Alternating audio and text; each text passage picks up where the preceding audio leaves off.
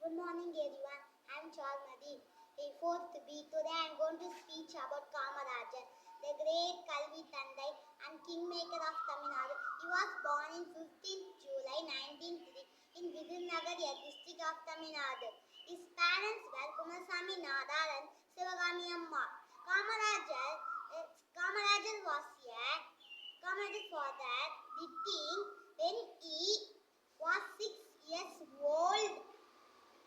When he 6 years old, he dropped out the school in 1914 to support his mother, taking care of the family. Kamaraja starting working in his uncle's shop.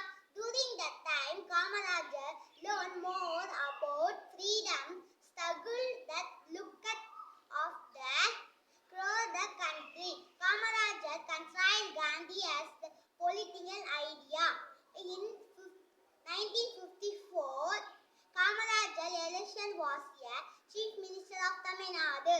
His first movie as a Chief Minister was